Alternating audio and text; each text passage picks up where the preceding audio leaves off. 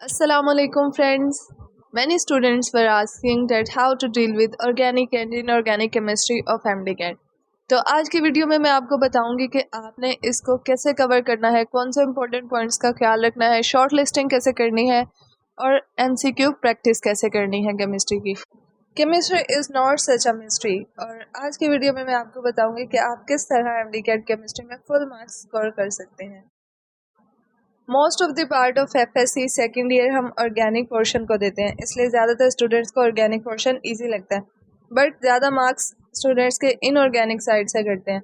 तो इसको हमने किस तरह से डील करते हैं, हम सेपरेटली देखते हैं, पहले ऑर्गेनिक केमिस्ट्री को और फिर देखते हैं इनऑर्गेनिक केमिस्ट्री को। रिएक्शंस तो हमें याद ही होते हैं, बट एट दिस टाइम हमने उनको कंपेयर करके पढ़ना है और टेबल्स की फॉर्म में पढ़ना है।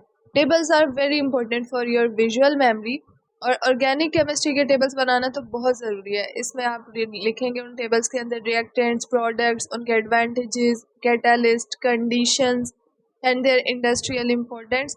जब इन सब चीज़ों को आप एक टेबल की फॉर्म में लिख लेंगे तो इससे आपकी विजुअल मेमोरी भी बिल्ड हो जाएगी और एक ये सब चीज़ें कम स्पेस लेंगी और आपके लिए रिविजन में भी आसानी हो जाएगी। Nomenclature is also very important. Last year में इसमें से 3 to 4 MCQs आए थे, इसलिए आपने इसको भी साथ साथ देख लेना है।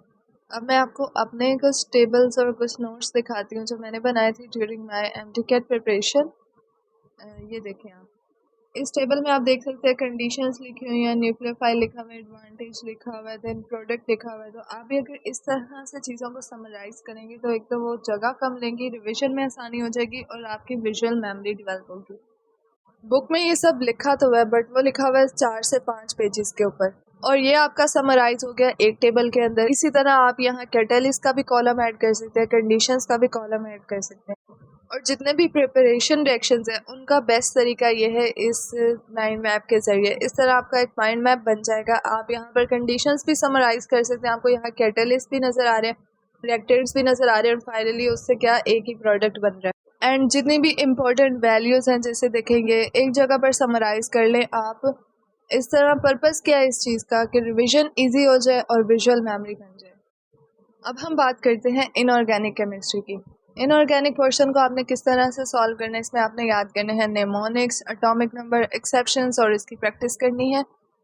इनऑर्गेनिक पोर्शन का जब भी कोई MCQ सामने आता है, अगर आपको उन एलिमेंट्स का एटॉमिक नंबर पता होता है तो आप उससे ईजीली आंसर कर सकते हैं। एंड इसमें भी आप चीज़ों को टेबल की फॉर्म में समराइज़ करें। जिस तरह ये टेबल है ट्रांजिशन एलिमेंट्स का, ये हमें सर ने बनवाया था, and it is very helpful. अगर आप एक ये टेबल बना लेते हैं आपके ट्रांजिशन एलिमेंट्स के चैप्टर से, आधे से ज़्यादा क्वेश्चन आराम से आंसर हो जाते हैं। अब इस टेबल में एक ही जगह पर पता चल रहा है कि एलिमेंट्स की इलेक्ट्रॉनिक कन्फिग्रेशन क्या है, उनके डी ऑर्बिटल में कितने इलेक्ट्रॉन है, वो पेयर है या नहीं है। इसके अलावा ऑक्सीडेशन स्टेट क्या है, कौन एलिमेंट कितनी ऑक्सीडेशन स्टेट शो कर रहा है और उसकी रेंज क्या है, मिनिमम ऑक्सीडेशन स्टेट क्या है और मैक्सिमम ऑक्सीडेशन स्टेट क्या है। फिर हम पेयरिंग को देख के ये भी पता कर सकते हैं कि वो पैरामैग्नेटिक है या नहीं, और पैरामैग्नेटिक है तो कलर्ड है या नहीं। ठीक है, क्योंकि जो चीज़ पैरामैग्नेटिक होती है ऑब्वियसली वो कलर्ड भी होगी। इसमें ट्रांजिशन एलिमेंट्स में ऑक्सीडेशन स्टेट की रेंज और उनके मिनिमम मैक्सिमम वैल्यूज़ भी पता चल जाएंगी। तो कितने ज़्यादा MCQ एक ही टेबल में समराइज हो गए हैं।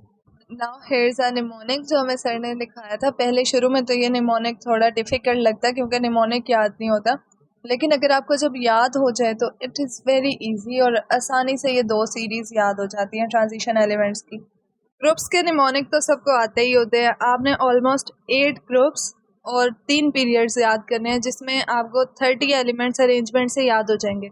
जब 30 एलिमेंट्स याद हो गए तो उनके 30 एटॉमिक नंबर भी याद हो जाएंगे। इस तरह केमिस्ट्री के MCQs आंसर करना आपके लिए बहुत ईजी हो जाएगा। इसके अलावा इलेक्ट्रोकेमिस्ट्री में जो हाइड्रोजन सीरीज़ दी हुई है वो भी आपने याद करनी है। याद अगर ना भी हो तो इतना ज़रूर आइडिया उसका रखना है कि हाइड्रोजन से ऊपर कौन से एलिमेंट्स प्रेजेंट है और हाइड्रोजन से नीचे किस तरह की नेचर के एलिमेंट्स हैं। जब आपको एटॉमिक नंबर या ग्रुप नंबर याद होता है तो कंपैरिजन के ज़रिए जो आंसर पूछे जाते हैं वो आप इजीली आंसर कर सकते हैं। जैसे एक MCQ पूछा जाता है कि रेबिडियम रिजेंबल्स इन प्रॉपर्टीज़ विद, नीचे 4 ऑप्शन दिए होते हैं। अब अगर आपको पता है कि फ्रांसियम रेबिडियम के ग्रुप का मेंबर है तो आपको पता चल जाएगा कि इसकी इलेक्ट्रॉनिक कन्फिग्रेशन सिमिलर होती है, तो इसकी प्रॉपर्टीज़ भी ऑलमोस्ट सिमिलर होंगी। सो फ्रेंड्स, आई होप कि आज की वीडियो आपके लिए हेल्पफुल साबित होगी। If you like the video, do share it with your fellows and subscribe to my channel. अल्लाह हाफिज़।